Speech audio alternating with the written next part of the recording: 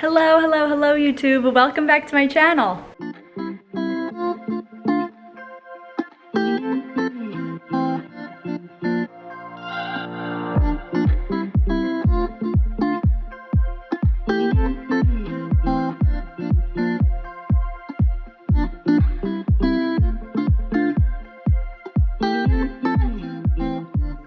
Today I want to talk about how to get brand deals as a micro-influencer.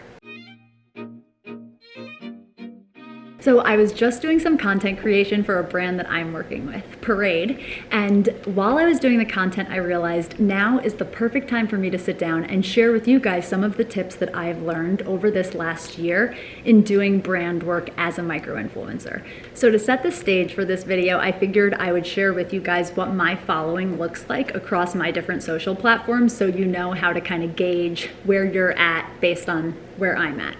So as of today, the day that I'm filming this, which happens to be Tuesday, November 8th, I have, let me pull each of them up here. So for my YouTube channel, I have 718 subscribers. On TikTok, I have 1,510 to be exact, followers and 254,000 likes. On Twitter, I have 4,552 followers. And on Instagram, I have 3,028 followers. So that is my follower count today. But so you guys know, I had a lot less followers a year ago when I really started to take brand partnerships and brand deals seriously. A year ago, I had at least 500 less Instagram followers and 700 less followers on TikTok. So take that into consideration. Your rates with working with brands will definitely be able to grow over time as you grow your followers and your engagement. So let's dive into the tips. So tip number one, if you want to start to get brand deals as a micro-influencer, is to make a portfolio. I absolutely love using Canva for this because it's a free tool, it is super easy to use, and there are so many templates that you can use and modify and customize to make it work for your brand aesthetic. So the most important things to include in your portfolio that you're going to be sending to brands is your name, your follower count, examples of your work, and a look at what you're all about. So you want to describe who you are, what you're about, what excites you, what you're passionate about, and what you create content about so that the brand can get a sense for whether you guys have similar values, similar looks and aesthetics, and similar audiences. When thinking of examples of work, get creative. You might be starting from scratch, which means you may have 0 examples for work that you've done with brands, but that doesn't mean that you don't have examples to include. Think of great pieces of content that you've written just for your own platforms that have driven really good either views or engagement, and include those as great work samples that you can showcase to give the brand a sense of the kind of photos and captions that you create for your content. Step number 2 is to find a contact at the company to reach out to.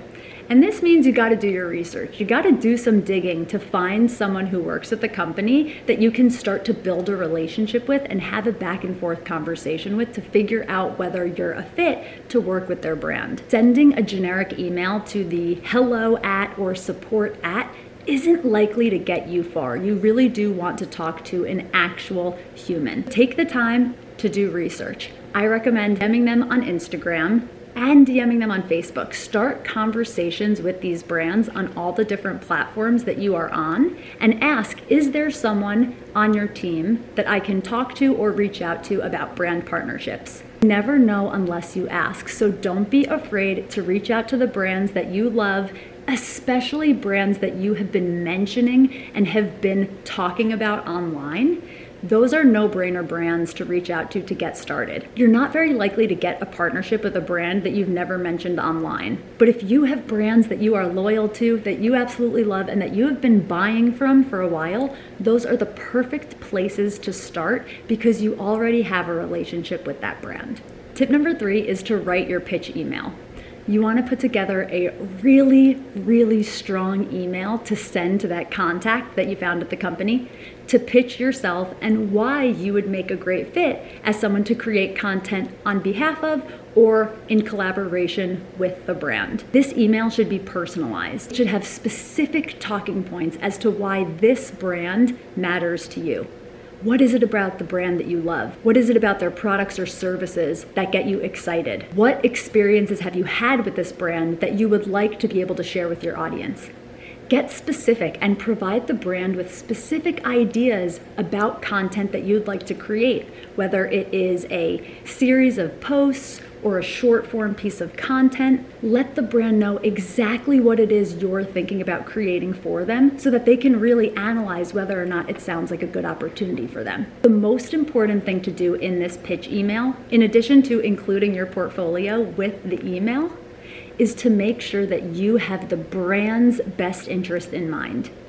Be detailed and descriptive about how you are going to benefit the brand by doing this work. Make it about the brand much more than you make it about you. Tip number 4, my final tip for you to work with brands, is to be organized. You want to have a system in place for how you are keeping track of all of your different content so that you make sure that you are posting the right content for the different brands you're working with on the exact dates that you've coordinated with the brand to be posting on. When you start getting brand deals, it can be super overwhelming. And this is something that I am so honored and proud of myself to be in this place of starting to feel that sense of overwhelm in terms of managing my content calendar for the different brand partnerships that I have. It's a really good problem to have, but it took me time to get here. And one of the reasons why I've been able to really start to scale in this work that I'm doing with brands is because I developed a system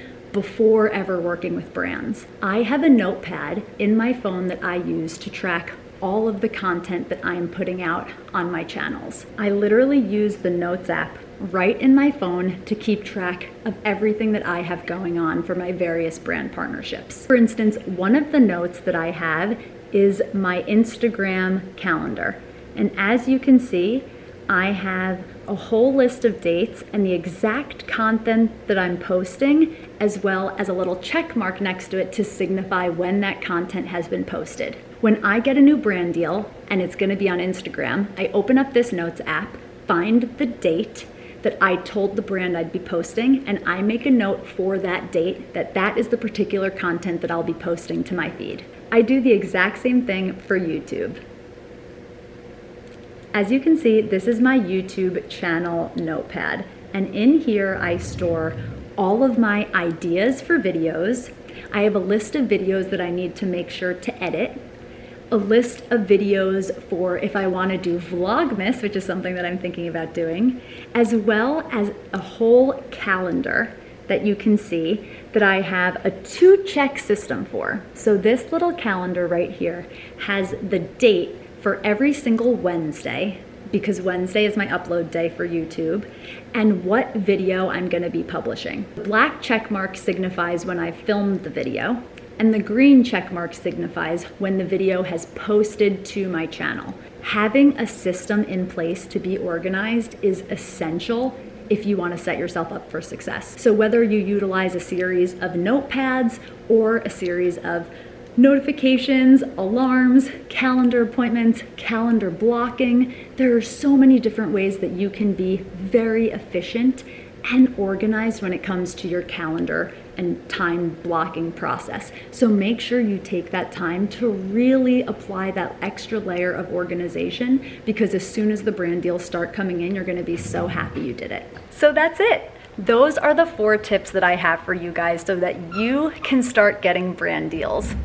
Gouda really wanted to be a part of this video. You probably heard him chewing or squeaking in the background. That's just the reality of working from home and filming with a very attention-seeking dog. But if you guys like this video, hit the thumbs up, and please let me know in the comments if you want me to film more of this kind of content where I am pulling the curtain back, sharing a little bit more behind the scenes, and really talking about the realities of what it looks like to work with brands and be a micro-influencer while still having a full-time job.